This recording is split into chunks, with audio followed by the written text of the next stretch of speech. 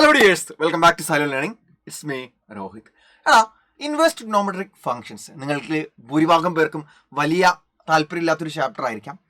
പക്ഷേ നിങ്ങളൊന്ന് കൃത്യമായിട്ട് ശ്രദ്ധിച്ചു കഴിഞ്ഞാൽ മുഴുവൻ മാർക്കും നേടാൻ പറ്റിയ, നമ്മളിപ്പം പണ്ട് സെറ്റ്സിനെ പറ്റിയൊക്കെ പറയില്ലേ, എപ്പോഴും നല്ല മാർക്ക് നേടാൻ പറ്റിയ ചാപ്റ്ററാണ് സെറ്റ്സ് എന്നൊക്കെ പറയില്ലേ, അതുപോലെ മുഴുവൻ മാർക്ക് നേടാൻ പറ്റിയ ഒരു ചാപ്റ്റർ തന്നെയാണ് ഇൻവേഴ്സ് ട്രിഗ്നോമെട്രിക് ഫംഗ്ഷൻസും. അപ്പം ഒരു ഫംഗ്ഷന് ഇൻവേഴ്സ് ഉണ്ടാവണമെങ്കിൽ, ഇപ്പം ഫോർ എക്സാമ്പിൾ ഒരു ഫംഗ്ഷൻ എന്ന് പറഞ്ഞാൽ എന്താ, ഒരു ഫംഗ്ഷൻ എന്ന് പറഞ്ഞാൽ എന്താ, നമ്മൾ ഒരു ടൈപ്പ് ഓഫ് റിലേഷൻ ആണ് ഒരു ഫംഗ്ഷൻ, അല്ലെ, ഒരു ടൈപ്പ് ഓഫ് റിലേഷൻ ആണ് ഒരു ഫംഗ്ഷൻ.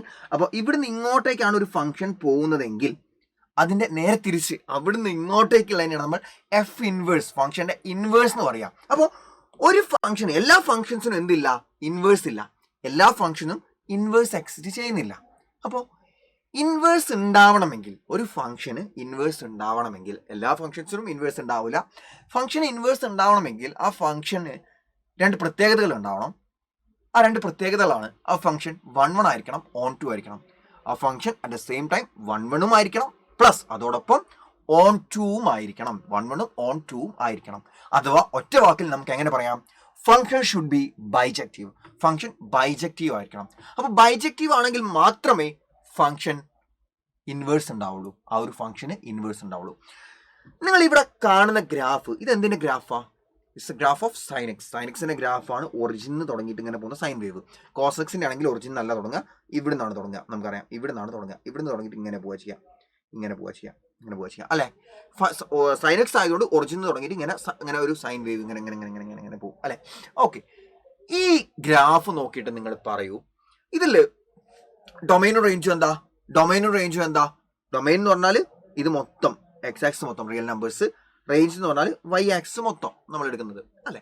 ഓക്കെ, അപ്പോൾ ഈ ഒരു കേസിൽ ഇത് 1 ആണോ ഫംഗ്ഷൻ? 1 ആണോ? ഒരു ഫംഗ്ഷൻ, ഒരു ഗ്രാഫ് തന്നിട്ട് അത് 1 ആണോ എന്ന് ചെക്ക് ചെയ്യാൻ പറഞ്ഞാൽ, നമ്മൾ റിലേഷൻസ് ആൻഡ് ഫംഗ്ഷൻസിൽ നമ്മൾ പഠിച്ചിട്ടുണ്ട്. ഒരു ഗ്രാഫ് തന്നിട്ട് അത് 1 ആണോ അല്ലയോ എന്ന് നമ്മളോട് ചോദിച്ചു കഴിഞ്ഞാൽ നമുക്കൊരു ടെസ്റ്റ് ഉണ്ട്, അല്ലെ. എന്താ ടെസ്റ്റ്? Horizontal line test. നമ്മൾ ആ ഗ്രാഫിന്റെ മേലെ കൂടെ എവിടെ, ആ ഗ്രാഫിന്റെ മുകളിൽ നമ്മൾ എവിടെ ഒരു ഹൊറിസോണ്ടൽ ലൈൻ വരച്ചു കഴിഞ്ഞാലും ആ ഗ്രാഫിന്റെ മുകളിൽ, ഇവിടെ ഗ്രാഫ് എന്ന് പറഞ്ഞാൽ നിങ്ങൾ ഒരിക്കലും എക്സ് ആക്സിസും വൈ ആക്സും അല്ല ഗ്രാഫ് എന്ന് പറയുന്നത്. എക്സ് ആക്സും വൈ ആക്സും അല്ലാണ്ട് അതിൻ്റെ അകത്ത് എന്തൊക്കെ വരച്ചിട്ടുണ്ട് എക്സ്ട്രാ, അതാണ് ഗ്രാഫ്. അപ്പം ഗ്രാഫിൽ നമ്മൾ എവിടെ ഒരു ഹൊറിസോണ്ടൽ ലൈൻ വരച്ചു കഴിഞ്ഞാലും ആ ലൈൻ നമ്മുടെ ഗ്രാഫിനെ ഒറ്റ പോയിന്റിൽ മാത്രമേ കട്ട് ചെയ്യാൻ പാടുള്ളൂ. If the function is 1 function 1 ആണെങ്കിൽ അത് ഒറ്റ ലൈനിൽ കട്ട് ചെയ്യുള്ളൂ. ഒന്നിലധികം പോയിന്റ്സിൽ ആ ലൈൻ ഗ്രാഫിനെ കട്ട് ചെയ്യുന്നുണ്ട് എങ്കിൽ ദാറ്റ് ഈസ് നോട്ട് 1. ഇവിടെ നോക്കിക്കഴിഞ്ഞാൽ മനസ്സിലാവും, 1 2 3 4 ഒന്നിലധികം പോയിന്റ്സിൽ കട്ട് ചെയ്യുന്നുണ്ട്. So this function is not 1. ഇത് 1 അല്ല. 1 അല്ലെങ്കിൽ അതിന് ഇൻവേഴ്സ് ഉണ്ടാവില്ല. കാരണം ഇൻവേഴ്സ് ഉണ്ടാവണമെങ്കിൽ 1 ആയിരിക്കണം, ഓൺ 2 ആയിരിക്കണം എന്ന് നമുക്കറിയാവുന്നതാണ്, അല്ലേ. അപ്പം പക്ഷേ നമുക്കെന്താണ്, നമ്മുടെ നീഡ് ഈസ് സൈനിന് ഇൻവേഴ്സ് ഉണ്ടാക്കണം, കഷ്ടപ്പെട്ട് ഉണ്ടാക്കണം. അതിന് ഞാൻ എന്ത് ചെയ്യാൻ പോവാ അറിയോ? ഞാനിതാ നേരത്തെ പോലത്തെ എക്സ് ആക്സും വൈ ആക്സും ഒക്കെ വരച്ചു. എന്നിട്ട് ഞാൻ സൈൻ എക്സ് എന്ന ഗ്രാഫ് വരയ്ക്കുകയാണ്. സൈൻ എക്സിന്റെ ഗ്രാഫ് ഒരു റഫായിട്ടാണ് വരയ്ക്കുന്നത് സാർ. ഓക്കെ സാർ, ഒരു റഫായിട്ടൊരു ഗ്രാഫ് ഇങ്ങനെ വരയ്ക്കുകയാണ്. സെയിം സാധനം എടാ, ഒരു മിനിറ്റ് എടാ, ഇതേ സാധനം കേട്ടോ, ഇതേ സെയിം സാധനമാണ്, ഒരു മാറ്റമില്ല, സെയിം സാധനമാണ് കേട്ടോ. അപ്പോൾ നടുക്ക് 0, നടുക്ക് 0, ഈ പോയിന്റ് π/2, ഇത് π അങ്ങനെ പോകും. ഇതാണെങ്കിൽ -π/2, ഇത് -π അങ്ങനെ പോകും. ഓക്കെ, ഇത് 1, ഇത് -1. ഓക്കെ, അപ്പം ഇവിടെ ഇപ്പോൾ പ്രശ്നം എന്താണെന്ന് വെച്ചാൽ, ഒരു ഹൊറിസോണ്ടൽ ലൈൻ വരച്ചു കഴിഞ്ഞാൽ അത് നമ്മുടെ ഗ്രാഫിനെ ഒന്നിലധികം പോയിന്റ്സിൽ ഇന്റർസെക്ട് ചെയ്യുന്നു. അഥവാ അതുകൊണ്ട് ഈ ഫംഗ്ഷൻ എന്താവുന്നില്ല, 1 ആവുന്നില്ല, അല്ലെ. അപ്പോൾ അതുകൊണ്ട് ഞാൻ എന്ത് ചെയ്യുന്നു അറിയോ, ഈ ഫംഗ്ഷൻ മായച്ചാളി ഞാൻ പോവാ. എവിടെ തൊട്ട് എങ്ങോട്ടേക്ക് അറിയോ? അയ്യോ സോറി, ഇത് ഇറൈസറിനെ ചെറിയൊരു പ്രശ്നമുണ്ട്, ഇപ്പം മതി. യെസ്, ഫംഗ്ഷൻ ഞാൻ ഇങ്ങനെ മയച്ചാളിയാണ്. എങ്ങനാ? ഫുള്ള് ഇവിടെ തെറ്റും ഞാൻ മയച്ചളഞ്ഞു. അവിടെ നിന്ന് ഇങ്ങോട്ടേക്കും അങ്ങനെ ഞാൻ കുറേ പോർഷൻ മയച്ചളയുന്നു. ആക്ച്വലി അവിടെ ഞാൻ എക്സ് ആക്സിസ് കട്ടാവാണ്ടിരിക്കാൻ കേട്ടോ പീസ് മായ്ക്കാത്തത്, എക്സ് ആക്സിന്റെ മേലുള്ള ഡോട്ട് മായ്ക്കാത്തത്. അത് എക്സ് ആക്സിസ് മാഞ്ഞു, ഇതാ നോക്ക്, എക്സ് ആക്സിസ് മാഞ്ഞു പോലെ, അതുകൊണ്ടാണ്. ഓക്കെ, ഞാൻ ആക്ച്വലി ഇവിടെ തെറ്റും മായ്ക്കുന്നുണ്ട്, ഇവിടെ തെറ്റല്ല, അതിൻ്റെ മേലോട്ടേക്ക്. യെസ്, ഫംഗ്ഷൻ ഞാൻ -π/2 താഴെ π/2ന്റെ മേലെ അതിൻ്റെ ഉള്ളിൽ -π/2ന്റെയും π/2ന്റെയും ഉള്ളിലാക്കി മാറ്റി. ബാക്കിയൊക്കെ ഞാൻ മായച്ച് കളഞ്ഞു. ഈ ഒരു പ്രൊസീജിയറിന് മായച്ച് കളഞ്ഞു എന്നല്ല നമ്മൾ സ്റ്റാൻഡേർഡ് ആയിട്ട് പറയുക. നമ്മൾ പറയുന്ന വേർഡ് എന്ന് പറയുന്നത് അല്ലെങ്കിൽ സെന്റൻസ് എന്ന് പറയുന്നത് ഇതിന്റെ ഡൊമൈൻ എന്ന് പറഞ്ഞാൽ എന്താ, ഈ ഒരു എക്സ് വാല്യൂസ് നോക്ക്. നേരത്തെ ആണെങ്കിൽ ഇവിടെയൊക്കെ മേലോട്ടേക്ക് നോക്കുമ്പോൾ ഫംഗ്ഷൻ ഉണ്ടായിരുന്നു. ഈ പോയിന്റൊക്കെ ആണെങ്കിൽ മേലോട്ടേക്ക് നോക്കുമ്പോൾ ഫംഗ്ഷൻ ഉണ്ടായിരുന്നു. കാരണം ഇങ്ങനെ ഗ്രാഫ് ഇങ്ങനെ വരികയായിരുന്നു അല്ലേ. അപ്പോൾ മേലോട്ടേക്ക് നോക്കുമ്പോൾ ഫംഗ്ഷൻ അവിടെ ഉണ്ടായിരുന്നു. പക്ഷേ ഇപ്പോൾ ഗ്രാഫ് ഉള്ളത് എക്സ് ആക്സിൽ -π/2ന്റെ താഴെ π/2ന്റെ മേലെ. അഥവാ ഡൊമൈൻ റെസ്ട്രിക്റ്റ് ചെയ്തു നമ്മൾ. ഡൊമൈൻ ടോട്ടൽ റിയൽ നമ്പേഴ്സ് ആയി കിടന്ന ഡൊമൈൻ നമ്മൾ റെസ്ട്രിക്റ്റ് ചെയ്തിട്ട് -π/2 to π/2 ആക്കി അല്ലേ. -π/2 to π/2 ആക്കി. ഓക്കെ, ഇനി ഇത് 1 1 ആണോ? നിങ്ങളൊരു ഹൊറിസോണ്ടൽ ലൈൻ വരച്ചു നോക്കൂ. യെസ്, ഒരു ഹൊറിസോണ്ടൽ ലൈൻ ഇവിടെ വരച്ചാൽ അത് ഗ്രാഫിനെ ഇന്റർസെക്ട് ചെയ്യുന്ന ഒറ്റ പോയിന്റുള്ളൂ അല്ലെ സാർ. അപ്പോൾ ഈ പോയിന്റോ അത് y ആക്സിസിനെ ഇന്റർസെക്ട് ചെയ്യുന്നതാണ്. അത് നമ്മൾ നോക്കേണ്ട ആവശ്യമില്ല. ഗ്രാഫിനെ ഇന്റർസെക്ട് ചെയ്യുന്നത് ഈ ഒരു ഒറ്റ പോയിന്റിലേ ഉള്ളൂ അല്ലേ. പിന്നെ ഇവിടെ ഒരു ലൈൻ വരച്ചാൽ നിങ്ങൾ എവിടെ ലൈൻ വരച്ചോ എല്ലാ ലൈനും ഗ്രാഫിൻ്റെ ഒറ്റ പോയിന്റിൽ ഇന്റർസെക്ട് ചെയ്യുള്ളൂ. സോ അത് 1 1 ആയിട്ട് മാറി. അത് 1 1 ആയിട്ട് മാറി. ഓക്കെ, ഇനി ഇവിടുത്തെ കോഡൊമൈൻ എന്ന് പറഞ്ഞാൽ എന്തായിരുന്നു? റിയൽ നമ്പേഴ്സ് ആയിരുന്നു അല്ലെ. അപ്പോൾ അങ്ങനെ ആവുന്ന സമയത്ത് ഈ ഇവിടെ ഒരു പോയിന്റ് ഉണ്ടെങ്കിൽ ഇവിടെ ഒരു പോയിന്റ്, ആ പോയിന്റ് നമ്മൾ നോക്കുന്ന സമയത്ത് അതിന് പ്രീ ഇമേജ് ഉണ്ടോ? ആ ഒരു പോയിന്റിന് പ്രീ ഇമേജ് ഉണ്ടാവുമോ? ഉണ്ടാവില്ല.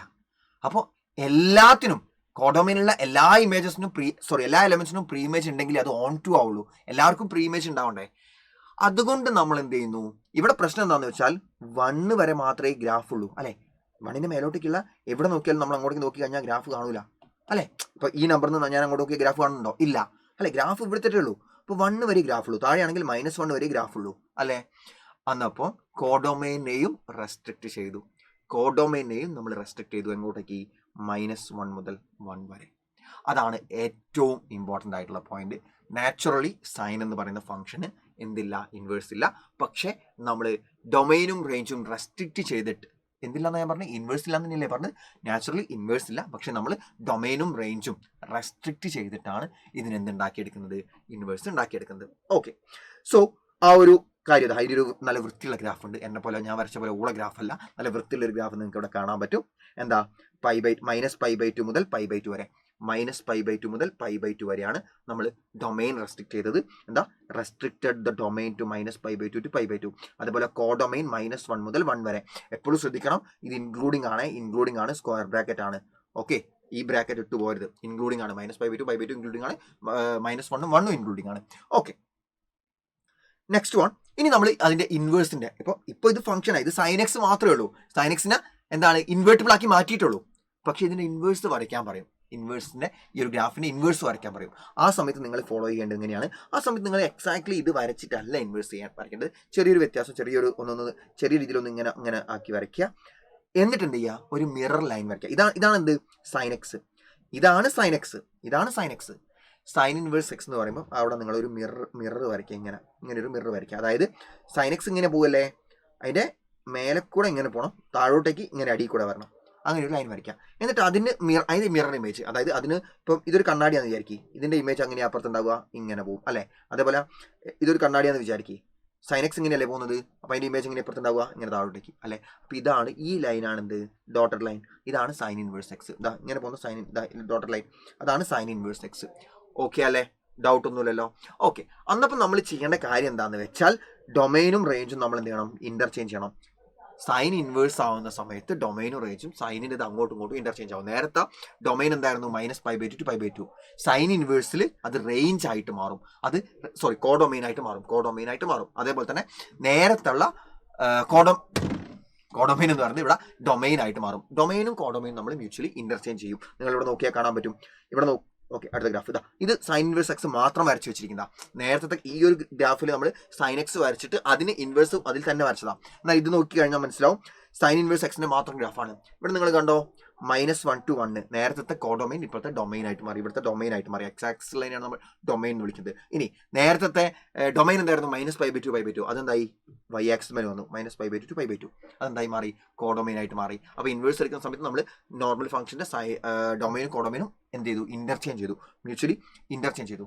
ഇനി പൊതുവേ ഉണ്ടാവുന്ന ഒരു ഡൗട്ടാണ്, സാർ എന്തുകൊണ്ട് ഇവിടെ ഈ പീസ് മാത്രം വെച്ചു?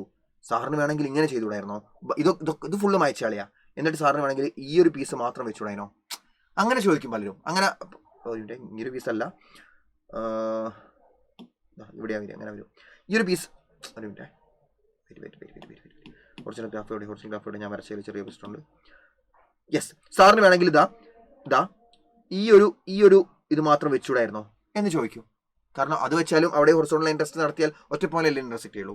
ശരിയാണ്, അങ്ങനെയും ചെയ്യായിരുന്നു. പക്ഷെ നമ്മൾ നോർമലി എടുക്കുക ഇങ്ങനെയാണ്, -π/2 to π/2 ആണ് എടുക്കാറുള്ളത്. സോ അതുകൊണ്ട് തന്നെ അതിനെ വിളിക്കുന്ന പേരാണ് പ്രിൻസിപ്പൽ വാല്യൂ ബ്രാഞ്ച്. എന്താണ് പ്രിൻസിപ്പൽ വാല്യൂ ബ്രാഞ്ച്? നമുക്ക് ആക്ച്വലി എന്ത് ചെയ്യാം, -3π/2 to -π/2 അല്ലെങ്കിൽ -π/2 to π/2 അല്ലെങ്കിൽ π/2 to 3π/2 ഒക്കെ നമുക്ക് ഫംഗ്ഷനെ റെസ്ട്രിക്ട് ചെയ്യാമായിരുന്നു അല്ലേ. പക്ഷേ നമ്മൾ പൊതുവെ വിളിക്കാറുള്ളത് അതിന്റെ പ്രിൻസിപ്പൽ വാല്യൂ ബ്രാഞ്ച് ആയിട്ട് നമ്മൾ റെസ്ട്രിക്ട് ചെയ്യാറുള്ളത് എന്താ, -π/2 to π/2 ആണ്. ക്ലോസ്ഡ് ഇന്റർവൽ -π/2 to π/2 ആണ്. അപ്പോൾ ഇത്രയാണ് ഇൻവേഴ്സ് ഫംഗ്ഷൻസിലേക്കുള്ള ഒരു ഇൻട്രൊഡക്ഷൻ, അല്ലെങ്കിൽ സൈനിന്റെ ഇൻവേഴ്സ് എങ്ങനെയാണ് സൈൻ ഇൻവേഴ്സ് ഉണ്ടാവുന്നത് എന്ന് പറയുന്നതിലേക്കുള്ള ഒരു തിയറി എന്ന് പറയുന്നത് നല്ല ചാപ്റ്റർ ആണ്. ഓൾമോസ്റ്റ് നിങ്ങൾ NCERT എല്ലാ ക്വസ്റ്റ്യൻസും ചെയ്ത് പ്രാക്ടീസ് ചെയ്താൽ തന്നെ നല്ലൊരു മാർക്ക് നിങ്ങൾക്ക് മുഴുവൻ മാർക്കിന് ഓൾമോസ്റ്റ് കിട്ടേണ്ട ചാപ്റ്റർ ആണ്. സോ കൃത്യമായിട്ട് മക്കളെല്ലാവരും പഠിച്ചിട്ട് പോവുക. യെസ്, ആദ്യമായിട്ട് നമ്മൾ കാണുന്ന സമയത്ത്, അപ്രോച്ച് ചെയ്യുന്ന സമയത്ത് ലിറ്റിൽ ബിറ്റ് ഡിഫിക്കൽട്ട് ആയിട്ട് നമുക്ക് തോന്നും. പക്ഷെ ഒരിക്കലും തളരാതിരിക്കുക. കാരണം നിങ്ങൾ ഇനി പഠിക്കാൻ പോകുന്ന വലിയ വലിയ ചാപ്റ്റേഴ്സ് ഒക്കെ ആയിട്ട് കമ്പയർ ചെയ്യുന്ന സമയത്ത് ഇത്ര മാത്രം പ്രശ്നമുള്ള ചാപ്റ്റർ ഒന്നും അല്ല. നിങ്ങൾ ഒന്നിരുന്ന് മനസ്സിരുത്തിയിരുന്ന് ക്ലാസ് ഒക്കെ കൃത്യമായിട്ട് കണ്ടു കഴിഞ്ഞാൽ ഈസി ആയിട്ട് നമുക്ക് മുഴുവൻ മാർക്ക് നേടാൻ പറ്റിയ ചാപ്റ്റർ തന്നെയാണ്. Okay, so that's all.